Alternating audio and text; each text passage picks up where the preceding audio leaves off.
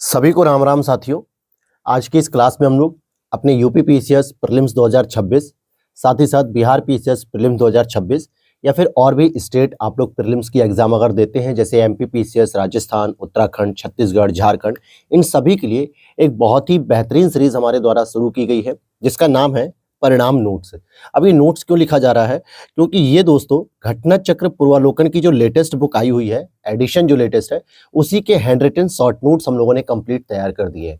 इससे बेनिफिट क्या है कि जो मोटी मोटी बुक्स पढ़ के भी आप रिवाइज नहीं कर पाते हो, कंप्लीट नहीं कर पाते हो, वो सारी चीजें आप हमारे नोट्स के माध्यम से इजीली कंप्लीट भी कर लोगे और 3 से 4 बार रिवीजन करके अपने कॉन्फिडेंस लेवल को अच्छा कर लोगे, ताकि प्रीलिम्स में आने वाले जो फैक्चुअल इंफॉर्मेशन है, जो पेपर है, वो आपका मैक्सिमम अटेम्प्ट होगा और मैक्सिमम सही होगा, जिससे प्रीलिम्स क्वालिफाई होने की पूरी संभावना आपकी श्योर हो जाएगी।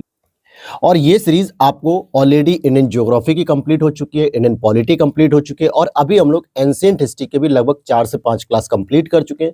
तो एंशिएंट कंप्लीट होगी, फिर मिडिवल, फिर मॉडर्न, इस तरीके से सारे सब्जेक्ट कंप्लीट होंगे। फिर चाहे वो साइंस हो, इन्वायरमेंट हो, ज्योग्राफी हो, इकोनॉमी हो, यूपी स्पेशल हिस्ट्री, सब कुछ कंप्लीट कराया जाएगा। आप इसकी कंप्लीट इंफॉर्मेशन पीडीएफ की आप इस नंबर पे व्हाट्सएप मैसेज करके ले सकते हैं। ये पूरी तरीके से पेड पीडीएफ होती है। पेमेंट करेंगे, प्रोसेस पूरा वहाँ पे पता चलेगा, फिर वहाँ से आप पीडीएफ को ले सकते हैं हमारी व्हाट्सएप टीम से। ओनली मैसेज करिएगा, कॉल रिसीव नहीं होता है। साथ ही साथ हमारे साथ निशु मैम है और यहाँ पर मैं दिख ही रहा हूँ आपको। और अगर आप मेंस आंसर राइटिंग नोट्स की तैयारी करना चाहते हैं तो लक्ष्य भेद शॉर्ट नोट्स के साथ आप जा सकते हैं, जहाँ पे जीएस पेपर 1, 2, 3, 4 एंड 5, 6 की कंप्लीट जो है कि पीडीएफ आपको मिलती है हैंड रिटन फॉर्मेट में। जल्दी मैं इस पे 1 से 2 दिन के अंदर आप लोगों के लिए वीडियो प्रोवाइड करने वाला हूं कि जो नई स्ट्रेटजी होनी चाहिए पूरे 1 ईयर का प्लान लेकर, उस पे हम डिस्कस करेंगे। ठीक है, अब चलते हैं अपनी क्लास पर। क्लास में हम लोगों ने लास्ट टाइम जैन, बौद्ध धर्म, ये सारी चीजें पढ़ ली थी। 6ठी शताब्दी ईसा पूर्व की हम बात करेंगे। किसकी बात कर रहे हैं? 6ठी शताब्दी ईसा पूर्व, जो महाजनपद का काल होता है, और भी इस तरीके की चीजों को हम शुरू करेंगे आज। ये रहा आज का हमारा टॉपिक, 6ठी शताब्दी ईसा पूर्व राजनीतिक दशा कैसी थी। अब देखो यहाँ पर जो ना 6ठी शताब्दी ईसा पूर्व का मतलब क्या हो गया कि इससे पहले जो आपने हड़प्पा काल पढ़ लिया, पाषाण काल पढ़ लिया, वैदिक सभ्यता पढ़ ली, लेकिन जब वैदिक सभ्यता आपकी कंप्लीट हो रही है और धीरे धीरे जो छोटे छोटे कार्यकाल में आपने बौद्ध धर्म का उदय देखा, जैन धर्म पहले से चला आ रहा था, उसके बाद एक ऐसी स्थिति आ रही होती है कि जहाँ पे राजनीतिक जो है कि विकास देखने को मिलता है, यानी राजाओं का प्रभुत्व देखने को मिलता है। और कुछ ऐसी भौगोलिक परिस्थितियां भी होती हैं जो बड़े बड़े साम्राज्यों को जो है कि पैदा कर रही होती है। यानी जैसे किसी भी एक राज्य को डेवलप होने के लिए या एक राज्य का निर्माण होने के लिए क्या चाहिए था? मतलब वहां एक बढ़िया सेना होनी चाहिए, और सेना तभी बढ़िया हो सकती जब वहां पर उसके लिए पर्याप्त मात्रा में भोजन होना चाहिए, और उसके लिए जो है कि बड़े मात्रा में जो है हथियार होने चाहिए, लौह अस्त्र होने चाहिए, तभी वो एक सेना बेहतर रूप से संचालन हो सकेगी और अपने साम्राज्य का विस्तार करके उसकी सुरक्षा भी प्रदान कर सकेगी। तो ये सभी चीजें इसमें देखने को मिलती हैं 6ठी शताब्दी ईसा पूर्व के दौरान। तो जैसे एक पॉइंट आपके सामने लिखा हुआ है, और फिर इसी में जो छोटे छोटे जनपद हुआ करते थे वही सब मिलकर एक महाजनपद का स्वरूप ले लेते, और 16 महाजनपदों की कहानी हम यहां से देखते हैं। जैसे भारत के प्राचीनतम जो प्राप्त सिक्के हैं, जिन्हें आहत सिक्के या पंचमाग्ड सिक्के भी कहा जाता है। आहत मतलब होता है एक तरीके से चोट करना। जैसे अगर आपको किसी ने चोट पहुंचाई तो आप कहते हो ना कि सर मेरा दिल आहत हो गया, या मेरा आज शरीर आहत हो गया, या पंच करना। ठीक है, तो एक तरीके का क्या होता था, मान लीजिए कोई एक कॉइन है इस तरीके का, और इस पे एक मोहर टाइप की जो है कि पंच कर दी जाती, जिसपे कुछ डिजाइन बनी होती थी, तो उसे आहत सिक्का कहा जाता था। और मुख्य रूप से ये चांदी के बने होते थे। ध्यान देना कि आहत सिक्के या पंचमाग्ड सिक्के जनरली एक मोहर का पैटर्न होता है, लेकिन ये मुहर केवल और केवल चांदी सिक्कों पर देखने को मिलती थी। सोने के सिक्के, तांबे के सिक्के, शीशे के सिक्के, प्रोटीन के सिक्के, ये आहत सिक्कों की कैटेगरी में नहीं आते हैं। केवल और केवल चांदी के ही बने हुए होंगे, और इनके ऊपर एक ठप्पा देकर निशान बनाए जाते थे, इसलिए इन्हें आहत सिक्के या पंचमाग सिक्के कहे जाते हैं। तो अगर एक प्रश्न आता है कि पंचमाग सिक्के या आहत सिक्के किस धातु के बनते थे, तो आपका आंसर होना चाहिए चांदी का। अब यहां पर देखो कई सारे जो हमने महाजनपद देखने हैं, तो उसको जैसे जैसे पॉइंट आएगा वैसे पढ़ेंगे, जिसमें कि आप देखोगे 16 महाजनपदों में से आपके 8 महाजनपद यूपी के अंतर्गत ही शामिल हैं।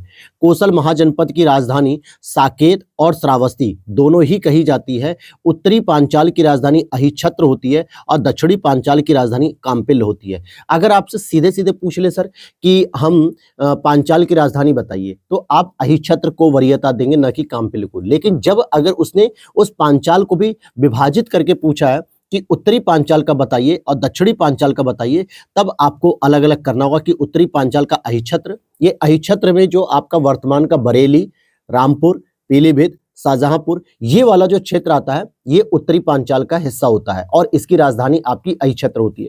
दक्षिणी पांचाल में आपका जो कन्नौज, इटावा, फर्रुखाबाद, ये वाला जो रीजन होता है यहां पर होता है, जिसकी राजधानी काम्पिल्य होती है। कुछ और राजा भी थे किन राज्यों से, जैसे चंड प्रद्योत इनका पूरा नाम था, ये अवंती के राजा थे। उदयन की बात करेंगे, वत्स के राजा थे, और वत्स आज वर्तमान में किसे कहते हैं हम, कौशाम्बी को वत्स कहा जाता है। ठीक है, ध्यान देना दोस्तों, कौशाम्बी को वत्स कहा जाता है। प्रसेनजित जो कि कौशल के राजा थे, अजातशत्रु जो कि मगध के राजा थे। एक बार प्रद्योत के पांडु रोग से ग्रसित होने पर बिंबिसार ने अपने राजवैद्य जीवक को उसके उपचार हेतु भेजा था। तो ये कई बार ना डायरेक्ट प्रश्न बन जाता है। क्या बनता है कि चंड प्रद्योत के जो पांडु रोग या किसी भी रोग से बीमार होने पर किस शासक के दरबार से जीवक जो डॉक्टर थे वो आए थे, तो कौन सा शासक था, बिंबिसार था, क्योंकि बिंबिसार के दरबार में ही जीवक बैठते थे। ठीक है, खारवेल की बात करेंगे जो जैन धर्म से संबंधित थे। ठीक है, कलिंग के राजा थे। खंडगिरी, उदयगिरी पर इन्होंने पहाड़ियां भी बनवाई भिक्षुओं के लिए, ये चीज याद होनी चाहिए, मैंने कल की क्लास में कराया था, अब रिवीजन करा दिया। तो खारवेल का एक हाथी गुम्फा अभिलेख मिलता है जहां से नंद राजा महापद्म नंद की कलिंग विजय सूचित होती है और नंद राजा जिनसेन की एक प्रतिमा उठा ले गया तथा उसने कलिंग में एक नहर का भी निर्माण कराया। ध्यान से समझो, क्या प्रश्न बना कि खारवेल के जो हाथी गुम्फा अभिलेख है, पहला प्रश्न तो यही हो गया कि हाथी गुम्फा अभिलेख किससे मिलान करना है, खारवेल से करना है, और उसमें नंद राजा महापद्म नंद की जानकारी है। कई बार ये प्रश्न आता है कि प्रयाग अभिलेख में किन किन राजाओं की जानकारी है, तो अशोक की पत्नी करुवाकी की जानकारी है, उसमें आगे चल के समुद्रगुप्त की जानकारी मिलती है प्रयाग प्रशस्ति के रूप में हम जिसे जानते हैं, आगे चल के उसमें जहांगीर की जानकारी मिलती है। ठीक है, तो ऐसे करके भी प्रश्न एग्जामिनर बनाता है। ठीक उसी प्रकार से हाथी गुम्फा अभिलेख में जो कि खारवेल से संबंधित है, इसमें किस नंद राजा की जानकारी मिलती है, सीधा प्रश्न यही आएगा बीपीएससी में, यूपीपीसीएस में, क्योंकि यूपीएससी का आप एग्जाम नहीं दे रहे हो कि बहुत स्टेटमेंट वाइज और बहुत डिटेल एनालिसिस के साथ पूछेगा, वो डायरेक्ट ऐसे ही आते हैं स्टेट पीसीएस में।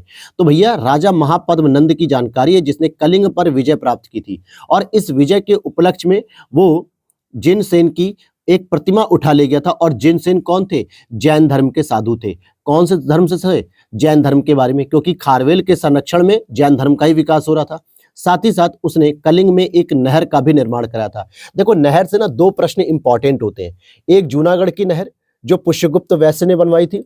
ठीक है, कमेंट करके बताना किस चंद्रगुप्त शासक थे या चंद्रगुप्त मौर्य थे, दोनों में से आप कंफ्यूज रहते हो अक्सर, या तो चंद्रगुप्त मौर्य लगाते हो या चंद्रगुप्त जो गुप्ता पीरियड के थे। तो जरा कमेंट करके बताओ कि कौन राजा थे, क्योंकि उसी के समय जो वैश्य व्यापारी थे वहां के पुष्यगुप्त वैश्य जो मैंने बताया, उन्होंने जो है कि जूनागढ़ में इसकी स्थापना की। बाद में आगे चल के हमें जूनागढ़ अभिलेख रुद्रदामन का जो है शक शासक, उनसे जानकारी मिलती है कि उन्होंने भी इसका जो है कि पुनर्निर्माण कराया, तमाम चीजें उसकी शुरुआत की, सारी चीजें।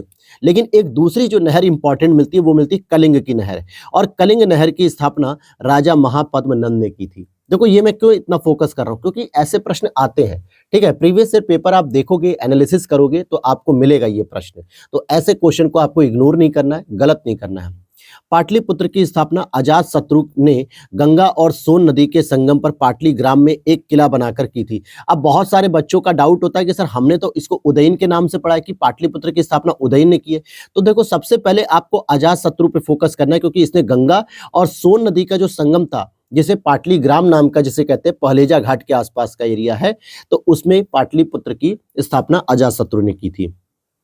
और बाद में उदयन जो शासक हुआ, इसने मगध साम्राज्य की राजधानी राजगिरी से पाटलिपुत्र में स्थानांतरित की थी। और पाटलिपुत्र उत्तर में गंगा नदी से एवं पश्चिम में सोन नदी से घिरा हुआ है। तो सिंपल सी बात है भाई, गंगा और सोन नदी की सहायक मतलब संगम पे मिल रहा है पाटलिपुत्र। अब यहाँ कहीं से आपकी गंगा नदी आ रही है, ठीक है, और इधर कहीं से आपकी जो है कि सोन नदी आ रही है, तो इसी जगह पे, तो क्योंकि यहाँ पर क्या है, अमरकंटक की पहाड़ी है, ठीक है, और यहां से क्या है, गंगा जी आ रही है जो यूपी से होते हुए बिहार में होते हुए यहां पर प्रवेश कर रही हैं। तो ये दक्षिणी नदी हो गई, ये उत्तरी नदी हो गई, तो इन दोनों के मध्य ही स्थित है। और उदयन ने क्या किया, राजगिरी से राजधानी को पाटलिपुत्र स्थानांतरित किया। बिहार पीसीएस में सीधा प्रश्न आता है कि किस मौर्य शासक ने, ध्यान से समझो, किस मौर्य शासक ने जो है कि राजगिरी से राजधानी पाटलिपुत्र स्थापित की या स्थानांतरित की। ठीक है, अब आगे देखते हैं, हालांकि मौर्य शासक नहीं है, ये हर्यक वंश के शासक हैं। उदयन और वासवदत्ता की दंतक कथा संबंधित है उज्जैन से, ठीक है।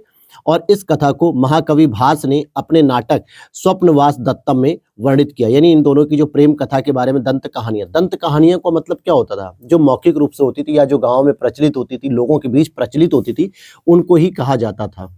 अब यहाँ पर महाकवि जो भास थे, उनकी एक रचना है स्वप्नवास दत्तम, तो इसी में जो है कि पूरी की पूरी इसमें कहानी देखने को मिलती है।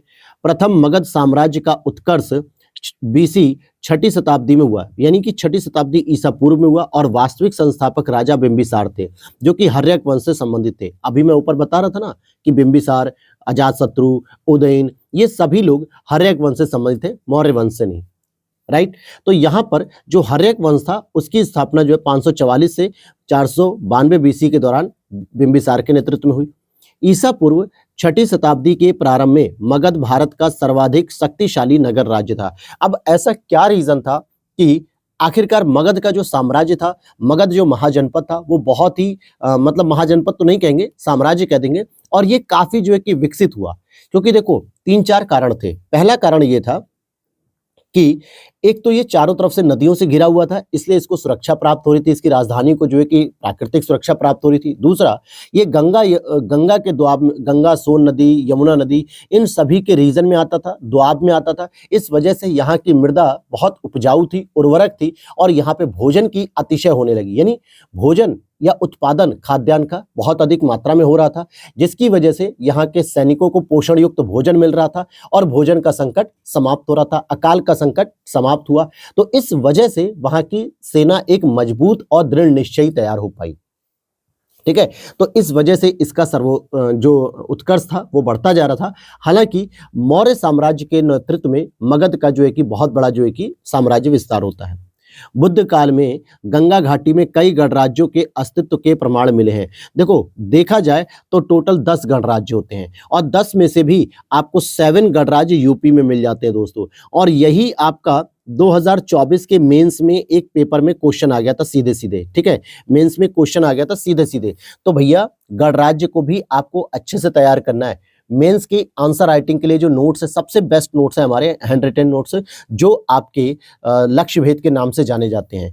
किस नाम से मैंने बताया आपको? लक्ष्य भेद। ये लक्ष्य भेद हमने कैटेगरी लिखी, भैया अपने मेंस के लक्ष्य को भेद लीजिए आप। 1 2 3 4 5 6 ये 6 पेपर आपको यहाँ पर मिल जाएंगे। इसकी कंप्लीट इंफॉर्मेशन आप हमारे इस व्हाट्सएप नंबर पे ले सकते हैं। साथ ही साथ आप इस तरीके के हैंड रिटन नोट्स को भी ले सकते हैं वहां से, ठीक है, परचेस करेंगे। तो 10 जो गणराज्य हैं, कई गणराज्य छोड़ो, मैं सीधे सीधे कह रहा हूं, 10 गणराज्य हैं। कपिलवस्तु के शाक्य, सुमसुमारगिरी के भग्ग, अलकप के बुली, केसपुत्र के कलाम, रामग्राम के कोलिय, कुशीनारा के मल्ल, पावा के मल्ल, पिपली वन के मौर्य, वैशाली के लिच्छवी और मिथिला के विदेह। तो अगर आप देखोगे तो वैशाली हटा दो, मिथिला हटा दो, और साथ ही साथ आप कपिलवस्तु को भी अगर हटा देते हो, तो बाकी सारे के सारे आपके उत्तर प्रदेश से संबंधित, यानी कि 7 आपके उत्तर प्रदेश में है और 3 आपके बिहार के रीजन में। तो टोटल 10 आपके गणराज्यों का अस्तित्व है। इससे यह पता चलता है कि भारत की प्राचीन संस्कृति में ही गणराज्य के लक्षण देखने को मिलते हैं। भारत की प्राचीन संस्कृति में ही जो है कि जनता को सर्वोपरि माना गया, राजा के चुनाव तक में। तो गणराज्य की व्यवस्था यही थी। यौधेय गणतंत्र का पहला उल्लेख पाणिनि ने किया था, और इस गणतंत्र का उल्लेख समुद्रगुप्त के प्रयाग प्रशस्ति के अभिलेख में भी है। पाणिनि ने अपनी रचना अष्टाध्यायी में की थी। किसमें की थी? अष्टाध्यायी में की थी, यौधेय गणतंत्र की। और इसकी जानकारी समुद्रगुप्त के प्रयाग प्रशस्ति में भी थी। और प्रयाग प्रशस्ति को किसने लिखा? हरिशेन ने लिखा था।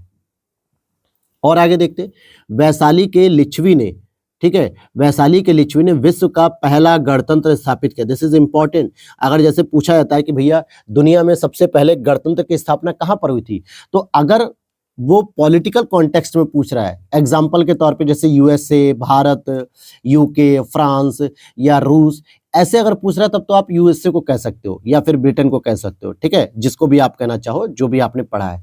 लेकिन अगर वो भारत के अंतर्गत ही तमाम ऐसे हिस्टोरिकल प्लेसेस के नाम देता है, एंशियंट पीरियड के प्लेसेस के नाम देता है, तो इसका मतलब है कि वो आपसे जानना चाह रहा है लिच्छवी के बारे में। तो लिच्छवी विश्व का पहला गणतंत्र स्थापित किया, और चेटक की पुत्री चेलना का विवाह मगध नरेश बिंबिसार से किया गया। किससे किया गया? बिंबिसार से किया गया।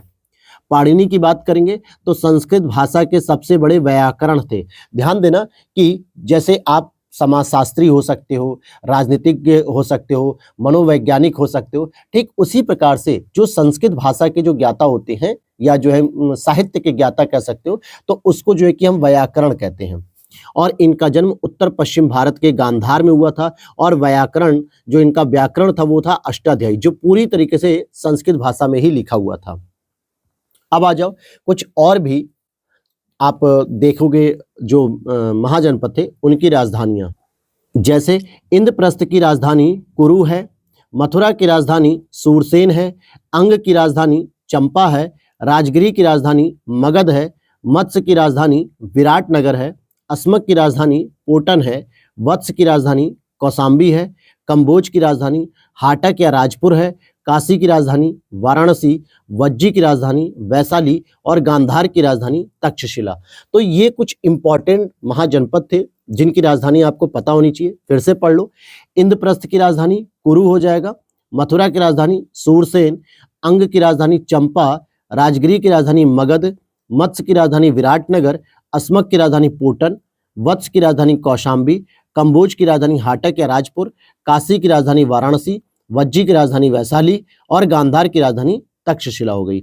बिहार के वर्तमान भागलपुर तथा मुंगेर के जिले अंग महाजनपद के अंतर्गत आते थे। जो बिहार के वर्तमान जो भागलपुर का क्षेत्र है या मुंगेर है, ये दोनों ही जिले अंग महाजनपद के अंतर्गत आते थे।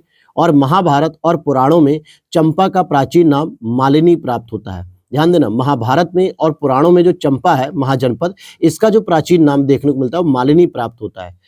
6ठी शताब्दी ईसा पूर्व आधुनिक बुंदेलखंड के पूर्वी तथा उसके समीपवर्ती भागों में चेदी महाजनपद स्थित था। तो ध्यान देना, चेदी महाजनपद की जो राजधानी थी वो बुंदेलखंड के रीजन में ही आपको देखने को मिलेगी। ठीक है, तो चेदी अगर पूछा जाए कहाँ पे विस्तारित थे तो वर्तमान के जो बुंदेलखंड का जो रीजन है वहां पर प्रस्तावित थे। अस्सक या अस्मक नर्मदा तथा गोदावरी नदियों के मध्य स्थित था और इसकी राजधानी पैठन था। प्राचीन नाम प्रतिष्ठान था। एक तरीके से कह सकते हो कि अस्मक या अस्सक ये एकमात्र ऐसा महाजनपद था जो दक्षिणी भारत में था। नहीं तो मैक्सिमम जो महाजनपद हुए या तो मध्य प्रदेश में हो गए, एक आपको राजस्थान में मिल जाता है, 2 विराटनगर जिसकी राजधानी है, और साथ ही साथ मैक्सिमम यूपी और बिहार में। भाई 8 आपको यूपी में मिल गए, 2 आपको एमपी में मिल गए, 2 राजस्थान में मिल गए, साथ ही साथ 4 से 5 आपको बिहार में मिल गए, लेकिन एक आपको साउथ इंडिया मिलता है, वो एकमात्र यही है, अस्मक या अस्सक कह सकते हो। पुराणों के अनुसार मगध पर शासन करने वाला जो पहला राजवंश था वो वृहदत्त वंश था और वृहदत्त का पुत्र जरासंध था, जिसने गिरिव्रज या राजगिरी को अपनी राजधानी बनाई थी। प्राचीन काल में गंगा के दक्षिण का क्षेत्र मगध के नाम से जाना जाता था और तक्षशिला सिंधु और झेलम नदी के बीच स्थित था। बिल्कुल, तक्षशिला जो वर्तमान पाकिस्तान के नेतृत्व में आता है, मतलब वहां पे, तो इस सिंधु और झेलम नदी के बीच स्थित था, जबकि गंगा के दक्षिण का क्षेत्र आपका मगध का क्षेत्र या मगध नाम से जाना जाता था। प्राचीन श्रावस्ती की पहचान अलेक्जेंडर कनिंघम ने 1861 ईस्वी में यूपी के गोंडा के निकट सहेत महेत नामक स्थान से की है। देखो, आज का जो श्रावस्ती है वो पूरी तरीके से महाजनपद का हिस्सा नहीं था, लेकिन उस समय जो महाजनपद का मुख्य रूप से हिस्सा था वो वहां पे सहेत महेत नामक जो है कि स्थान से की गई है। और प्राचीन श्रावस्ती का जो नगर विन्यास था वो कुछ अर्धचंद्राकार था। अर्धचंद्राकार का मतलब क्या हो गया? कुछ इस तरीके का हो गया। ठीक है, इसे हम कहते हैं सेमी क्रिसेंट। लो भाई, चंद्रमा बन गया कि नहीं? हाँ, बन तो रहा है भाई अच्छा सा। नहीं, ये नहीं बनेगा। ठीक है, इस तरीके से कुछ इसका था विन्यास। तो अर्धचंद्राकार था। किसने मगध साम्राज्य में वज्जी गण संघ को हराकर आत्मसात किया? अजात शत्रु ने। क्या कह रहा है? किसने मगध साम्राज्य में वज्जी गण संघ को हराकर आत्मसात किया? तो वो था अजात शत्रु। पुराणों के अनुसार मगध नरेश शिशुनाग ने अवंती अर्थात जो मालवा के अंतर्गत आता था एमपी में को जीतकर मगध साम्राज्य में मिला लिया। ध्यान से समझो कि जो मगध नरेश शिशुनाग जी थे, जो नागवंश से संबंधित थे, इन्होंने अवंती यानी मालवा का जो क्षेत्र था इसको जीतकर मगध साम्राज्य में भी मिला लिया था। पुराणों में महापद्म नंद को सर्व छत्रांतक और अपरो परशुराम भी कहा गया। ध्यान से समझो, ये उपाधि कई बार पूछी गई है और ये वही महापद्म नंद है जो नंद राजा थे, जिन्होंने जिनसेन जैन धर्म के जो गुरु थे उनकी मूर्ति उठाकर ले आते हैं। साथ ही साथ ये वही महापद्म नंद है जिन्होंने कलिंग में क्या बनवाया था? एक नहर बनवाई थी। ठीक है, तो उसके बारे में जानकारी रहनी चाहिए। एक नेक्स्ट पॉइंट है कि वाराणसी को बिंबिसार ने कौशल नरेश प्रसेनजित की बहन महाकोशला के साथ विवाह करके दहेज के रूप में प्राप्त किया था। अब जरा मुझे बताओ, कौशल नरेश कौन थे?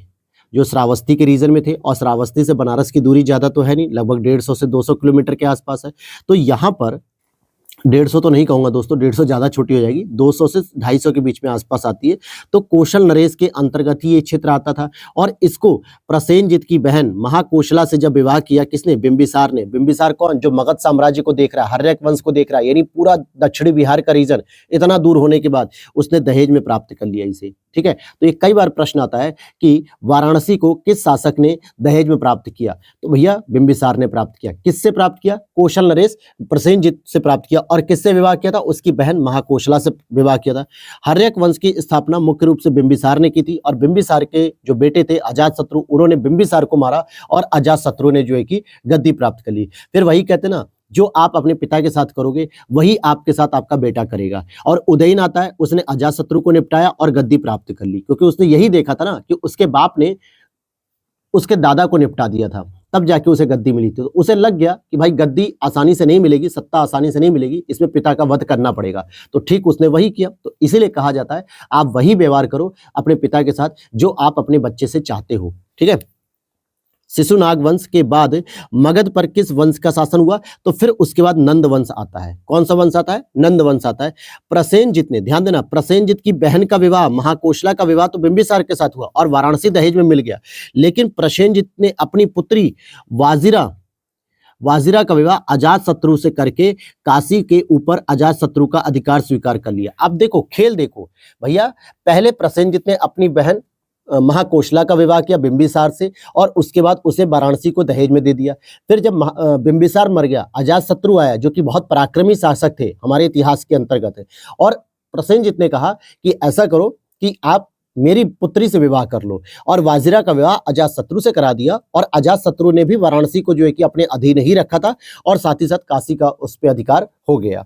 ठीक है, तो ये दोनों पॉइंट बहुत कॉम्प्लिकेटेड हो जाता है कई बार कि प्रसेनजित की बहन कौन थी, प्रसेनजित की पुत्री कौन थी, प्रसेनजित की बहन का विवाह किससे हुआ और पुत्री का विवाह किससे हुआ। ये अभी पिछले 1.5 मिनट में मैंने बहुत अच्छे से क्लियर कर दिया आपको। हाथी गुम्फा अभिलेख महापद्मनंद द्वारा कलिंग में नहर खुदाए जाने का उल्लेख है। देखो ये प्रश्न रिपीट हो गया, यहाँ पे लिख दिया गया दोबारा। अब देखो मगध में जो राजवंश आए उनका जो है कि क्रम देख लो। मगध का जो उत्कर्ष हो रहा था इन राजवंशों के दौरान, सबसे पहले हर्यक वंश आता है। हर्यक वंश के संस्थापक कौन थे? बिंबिसार थे। ठीक है, जो 544 बीसी से 412 बीसी तक आए। फिर उसके बाद नंद वंश आते हैं जो 344 बीसी से 321 बीसी तक हुए, और मौर्य वंश आते हैं। यहाँ पे नंद वंश नहीं होगा दोस्तों, यहाँ पे ना 412 से लेकर 344 के बीच में शिशुनाग वंश जो होता है, ठीक है, वो आता है इसमें। उसके बाद जो है कि नंद वंश आएगा 344 से 321, फिर मौर्य वंश आएगा 321 से 184, और फिर शुंग वंश आएगा 184 से 175। जैसा कि मौर्य वंश के संस्थापक कौन थे? चंद्रगुप्त मौर्य थे। ठीक है, नंद वंश के आप जरा कॉमेंट करोगे, शुंग वंश के पुष्यमित्र शुंग थे, ठीक है, जिन्होंने अंतिम मौर्य राजा जो है कि वृहदत्त की हत्या की और उसके बाद अपनी गद्दी स्थापित कर ली। तो शुंग वंश के जो संस्थापक थे वो पुष्यमित्र शुंग थे। विश्व के सभी भागों में 6ठी शताब्दी ईसा पूर्व एक महान धार्मिक उथल पुथल का काल था, ये माना जाता है, और वैदिक धर्म बहुत जटिल हो चुका था इस दौरान, इसीलिए धार्मिक परिवर्तन भी देखने को मिल रहा था। कालपी नगर किस नदी के तट पर स्थित है? तो यमुना में, क्योंकि यूपी के जालौन जिले में, जिसका प्राचीन नाम जो है कि कालप्रिया भी कहा जाता था या कालपी नगर भी कहा जाता था, तो इसी को यमुना नदी के तट पर ये स्थित है। कुल 8 महाजनपद आपके उत्तर प्रदेश में, ये मैंने आपको बताया था, जैसे कुरु हो गया, पांचाल हो गया, काशी, कौशल, सूरसेन, चेदी, वत्स और मल्ल जो आपके गणराज्य थे एक तरीके से, कुशीनगर और गोरखपुर के रीजन में आते थे। कौशल आपका श्रावस्ती, काशी, वाराणसी, पांचाल आपका अहिक्षेत्र जो बरेली, शाहजहांपुर, पीलीभीत, रामपुर के रीजन में, कुरु आपका मेरठ वगैरह का क्षेत्र हो गया था, मेरठ, हस्तिनापुर, और सूरसेन आपका मथुरा का क्षेत्र हो गया, वत्स आपका कौशाम्बी, और चेदी आपका जो वर्तमान के महोबा, हमीरपुर, ये जो रीजन बुंदेलखंड का है, यहाँ पर देखने को मिलता था। प्राचीन भारत की जो श्रेणी व्यवस्था थी, श्रेणी क्या होती थी? देखो व्यापारियों का एक संघ होता था, ठीक है, श्रेणी उन्हें कहा जाता था श्रेणी व्यवस्था। श्रेणी व्यापारियों और कारीगरों का एक संगठन थी। उत्पादित वस्तुओं की गुणवत्ता और कीमत संबंधित श्रेणी द्वारा निर्धारित की जाती थी। यानी जो भी वस्तुएं उत्पादित की जाती थी उनकी कीमत और उनकी गुणवत्ता कौन तय करेगा? श्रेणी व्यापारी की जो व्यवस्था थी वो तय करेगी। और श्रेणी अपने सदस्यों के आचरण पर नियंत्रण भी रखती थी। यानी राजा की जरूरत नहीं होती थी, साम्राज्य की जरूरत नहीं होती थी, राज्य की जरूरत नहीं होती थी, बल्कि श्रेणी खुद ही अपने व्यापारियों पे, अपने सदस्यों पे और तो और सदस्यों के परिवारों पर भी वो नियंत्रण रखते थे, क्योंकि वो व्यापार से संबंधित थे और वो मानते थे कि अगर गलत आचरण होगा तो व्यापार में नुकसान होना शुरू हो जाएगा। और व्यापारी आदमी अपने प्रॉफिट के लिए शुरू से ही काम करता आ रहा है, चाहे वो आज के समाज में देख लो, चाहे वो पुराने समाज में देख लो। तो यहां तक बात क्लियर होगी कि वो क्या क्या काम करता था। ये यूपीएससी तक का प्रश्न पूछा गया है। सबसे पहले वो उत्पादित वस्तुओं की गुणवत्ता और उसकी कीमत संबंधित श्रेणी द्वारा निर्धारित की जाती थी। श्रेणी अपने सदस्यों के आचरण पर भी नियंत्रण रखते थे। अब आ जाओ यूनानी आक्रमण। 6ठी शताब्दी ईसा पूर्व आपने जो भी पढ़ा, अब यूनानी आक्रमणों की बात करेंगे, क्योंकि बहुत सारे यूनानी आक्रमण जो है कि भारत पर हुए। जैसे घनानंद के बारे में सबसे पहले पढ़ लो। ये नंद वंश का अंतिम शासक था और इसी को चंद्रगुप्त मौर्य ने इसको मृत्यु के घाट उतारा और फिर उसके बाद शासन को प्राप्त किया, सत्ता को प्राप्त किया। किसकी मदद ली थी यहाँ पे? विष्णुगुप्त की ली थी, चाणक्य की ली थी, कौटिल्य की ली थी। तीनों ही एक ही व्यक्ति के नाम है। चाणक्य कह दो, विष्णुगुप्त कह दो, ठीक है, या फिर आप उसे कौटिल्य कह सकते हो, क्योंकि वो एक ब्राह्मण था और जिसका अपमान घनानंद ने किया था। इसके बाद चंद्रगुप्त मौर्य ने जो है कि उसका शासक बना एक तरीके से और इसको निपटाया। घनानंद के बारे में पहला स्टेटमेंट कि नंद वंश का अंतिम शासक था, जो सिकंदर का समकालीन भी था। इसे यूनानी लेखकों ने अग्रमीज कहा है और जेनोफोन को उसे बहुत धनाढ्य व्यक्ति बताया। जेनोफोन ने उसे बहुत धनाढ्य व्यक्ति बताया और भद्रशाल उसका सेनापति था। भद्रशाल कौन था? उसका सेनापति था। तो यहां पर ध्यान देना कि अग्रमीज किसके लिए कहा जाता है। कई बार ये प्रश्न आता है, जैसे अभी आप आगे पढ़ोगे तो चंद्रगुप्त मौर्य को भी जो एक सेनकोट्टा वगैरह जो भी नाम दिया गया हो, ठीक है, तो हम उसे ही पढ़ेंगे। तो इस तरीके के जो टाइटल दिए गए थे ये भी कई बार प्रश्न बनते हैं, ठीक है। अब देखो, हखमनी साम्राज्य को ध्वस्त करने के पश्चात 326 बीसी के बसंत के अंत में सिकंदर भारत विजय के लिए चलता है और लगभग 2 वर्ष के अभियान के पश्चात 325 बीसी में सिकंदर वापस जो है यूनान को प्रस्थान कर लेता है, भारत से भी। और सिकंदर के आक्रमण के समय अस्वक एक सीमांत गणराज्य था जिसकी राजधानी मस्सग थी। यूनानी लेखकों के अनुसार सिकंदर के विरुद्ध हुए युद्ध में बड़ी संख्या में पुरुष सैनिकों के मारे जाने के पश्चात यहाँ की स्त्रियों ने शस्त्र धारण किए। यानी जो सिकंदर कभी नहीं सोचा था कि यहाँ की महिलाएं भी अस्त्र उठाएंगी, शस्त्र उठाएंगी और उससे मुकाबला करेंगी, वो चीज उसने कभी देखी नहीं थी। यूरोप में जो है कि ऐसा कभी हुआ नहीं, केवल और केवल पुरुष ही लड़ते थे। वो अपनी श्रेष्ठता को स्थापित करते थे, या तो मर जाते थे या अधीनता स्वीकार कर लेते थे। लेकिन भारत में ऐसा नहीं हुआ और यहाँ पर उसे महिलाओं के साथ भी युद्ध करने को देखने को मिलता है, जो कि अस्वक एक सीमांत गणराज्य था जिसकी राजधानी मस्सग थी। यहां तक बात क्लियर हो गई। भारत में सिकंदर की सफलता के निम्न कारण थे। ऐसे कौन कौन से कारण थे जिनकी वजह से भारत में सिकंदर का जो अभियान था वो सफल रहा? जैसे उस समय भारत में कोई केंद्रीय सत्ता नियंत्रण नहीं थी, केंद्रीय सत्ता नहीं थी। आज भी हमारे समाज में राजनीतिक जो दल होते हैं, जो राजनेता होते हैं, वो कैसे जो है कि अपनी सत्ता को स्थापित कर रहे हैं, क्योंकि आज भी हम भारतीयों के मध्य कोई एकता नहीं है। चाहे वो धर्म के नाम पर विवाद हो रहा हो, या वो जाति के नाम पर विवाद हो रहा हो, या वो लिंग के नाम पर विवाद हो रहा हो, और इन सभी का फायदा हमारे राजनेता उठाते हैं और अपनी रोटी सेकते चलते हैं। धर्म की मैं बात करूं तो हिंदू मुस्लिम को बार बार आपस में लड़ाया जाता है, चाहे वो राजनीतिक बयानबाजी के माध्यम से हो, चाहे वो किसी भी कट्टरपंथी के माध्यम से हो। प्रमाण के तौर पे अभी आपने सुना होगा, उत्तर प्रदेश के एक जिले में एक मुस्लिम व्यक्ति एक स्कूल बना रहे थे बच्चों को पढ़ाने के लिए, जबकि उस गांव में केवल 3 ही मुस्लिम परिवार थे। लेकिन मीडिया का ऐसा कवरेज रहा, ऐसा जो है कि कानून नियम व्यवस्था थी कि उसे मदरसा घोषित करके उसे गिरा दिया कि भैया इलीगल मदरसा है, इसकी कोई अनुमति नहीं थी। पहली चीज। दूसरा, वैष्णो देवी मंदिर में जो मेडिकल कॉलेज था वहां पर मुस्लिमों को सीटें ज्यादा मिल रही थी, जबकि डोनेशन हिंदू मंदिर से आ रहा था। यहां पर भी धार्मिक राजनीति की गई, बल्कि न जाने कितने वहां से डॉक्टर बनते जो हमारे और आपके पेरेंट्स के इलाज करते, जो कि ना धर्म देखते, ना जाति देखते, ना लिंग देखते, लेकिन धर्म की राजनीति की गई। तो वर्तमान में भी भारत वही चीज कर रहा है जो प्राचीन काल से सीखता चला आ रहा है। दूसरा, जाति के आधार पर अगर बात करें, अभी यूजीसी का नियम आया जिसपे पक्ष और विपक्ष दोनों लोग विरोध कर रहे हैं। उसके मुद्दे पे हम नहीं जाएंगे कि क्या सही है क्या गलत, क्योंकि देखो कोई भी कानून न तो पूरी तरीके से सही है और न ही पूरी तरीके से गलत है। उसके कुछ पहलू सही हैं तो कुछ पहलू गलत हैं, उनमें सुधार किया जा सकता है ताकि सही तरीके से उसका इंप्लीमेंट होना चाहिए। लेकिन यहाँ पर यूजीसी कानून को लेकर देखो जातिगत भेदभाव कराया और कई जगह ऐसा देखने को मिला है कि लाठीचार्ज भी हुई, आपस में दो गुट भिड़ भी गए। अभी कल की न्यूज है कि परसों की इलाहाबाद यूनिवर्सिटी में जो है कि दो गुट इस चीज को लेकर भिड़ गए। तो कहने का मतलब है कि जातियों के मध्य भी लड़ाया जा रहा है, ठीक है। और तो और लिंग की मैंने बात की तो ऐसा कई जगह होता है कि जहां पर महिलाओं के साथ रेप जैसे तमाम घटनाएं हो रही हैं, महिलाओं का शोषण हो रहा है, वर्क प्लेस पे हो रहा है, डोमेस्टिक वायलेंस हो रहा है, तमाम ऐसी चीजें हो रही हैं। तो कहीं ना कहीं आखिरकार सिकंदर की जो सफलता का सबसे प्रमुख कारण था कि उस समय भारत में कोई केंद्रीय सत्ता नहीं थी, यानी कोई आपस में गठजोड़ नहीं था, कोई आपस में तालमेल नहीं था। फिर उसकी फौज भी बेहतर थी, ये भी अच्छी बात है भाई। वो कहीं ना कहीं यूरोपीय शासन पद्धति से सीखते हुए आ रहे थे, उसे देशद्रोही शासकों से सहायता मिली। यानी कई ऐसे शासक थे जिनको ये लगा कि भाई कहीं ना कहीं अगर हम सिकंदर का सहयोग करते हैं तो अपने दुश्मन शासक को हरा सकते हैं और हम उसकी सत्ता प्राप्त कर लेते हैं। लेकिन ऐसा हुआ नहीं, कई जगह जो है कि सिकंदर ने दुश्मनों को भी हराया और साथ ही साथ जो गद्दार थे उनको भी हराया। ठीक वही कहानी हुई जैसे मंगोलों का भारत में आक्रमण हुआ, लोदी वंश के जो सिकंदर लोदी थे, इब्राहिम लोदी थे, राणा सांगा थे, इन सभी का जो नेतृत्व हुआ, इसकी वजह से बाबर आया भारत। बाबर ने आक्रमण किया, लोदी वंश को समाप्त किया और खुद ही अपनी मंगोल वंश की स्थापना कर दी थी। तो जो भी लोग ये समझते ना कि हम दूसरों का सहयोग लेके अपने शत्रु को हरा सकते हैं, सबसे बड़ी गलती ये करते हो कि आप उस व्यक्ति पे भरोसा कर रहे हो जो व्यक्ति आपको पहचान चुका है कि भाई आप गद्दार हो। जो दूसरे के साथ आप गद्दारी कर रहे हो वो आप उसके साथ भी करोगे जिसको आपने बुलाया है। तो इसलिए ध्यान रखा करो यार ये सब चीजों को। सिकंदर ने झेलम नदी के तट पर पुरु या पोरस को पराजित किया, परंतु उसकी वीरता से इतना प्रभावित हुआ कि सिकंदर ने उसे अपना मित्र बना लिया और उसका राज्य ही वापस कर दिया। ये कई बार कहानी पूछी जाती कि पोरस का युद्ध क्या था, पुरु का युद्ध क्या था। पोरस एक राजा था असल में, ठीक है। और साथ ही साथ आप देखोगे झेलम नदी के तट पर हुआ था युद्ध। ये कई बार प्रश्न पूछा था कि झेलम नदी थी या सतलज थी या रावी थी या सिंधु थी, कौन सी थी? तो झेलम नदी थी, ये दो ध्यान देना।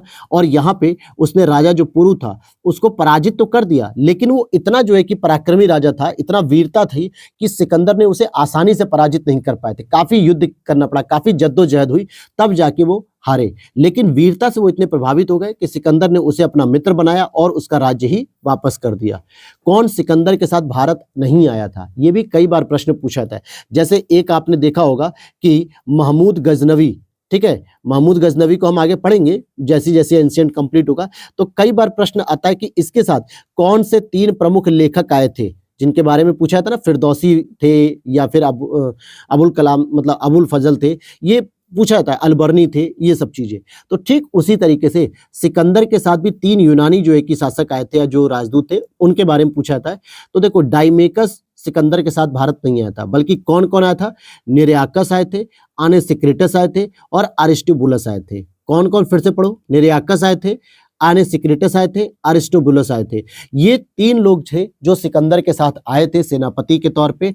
और डाइमेकस जो है कि भारत इनके साथ नहीं आया था। हालांकि डाइमेकस भारत आएगा, यूनानी था ये, लेकिन सिकंदर के साथ नहीं आए थे ये।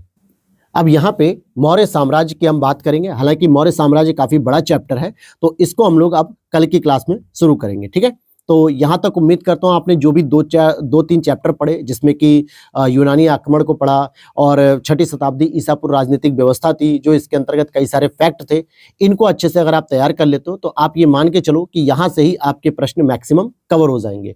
तो ध्यान देना, ये आपका नंबर दिया हुआ है जिसमें आप व्हाट्सएप मैसेज के माध्यम से इस PDF की इंफॉर्मेशन ले सकते हैं। और सभी पूरी 10 PDF कंप्लीट कर दी हमने, लगभग सभी सब्जेक्ट कंप्लीट हो चुके हैं, केवल इकोनॉमी बची हुई है दोस्तों। और इकोनॉमी पे अभी मैं इकोनॉमी सर्वे और बजट को इंक्लूड करते हुए जो है कि नोट्स तैयार कर रहा हूँ, इसलिए उसमें टाइम लग रहा है। अभी लगभग 10 डेज का और टाइम लगेगा जिसको कंप्लीट करने में, इकोनॉमी को। लेकिन तब तक आप इन नोट्स के साथ अपनी तैयारी को और बेहतर कर सकते हो। बाकी एक डिटेल्ड वीडियो प्रीलिम्स और मेंस पर मैं जल्दी लेकर आने वाला हूं। तो मिलते हैं नेक्स्ट क्लास में, मौर्य साम्राज्य से शुरू करेंगे। तब तक उम्मीद है वीडियो अच्छी लगी तो लाइक करके जाओगे, चैनल पे पहली बार हो तो सब्सक्राइब कर देना। मिलते हैं नेक्स्ट वीडियो में। जय हिंद, जय भारत।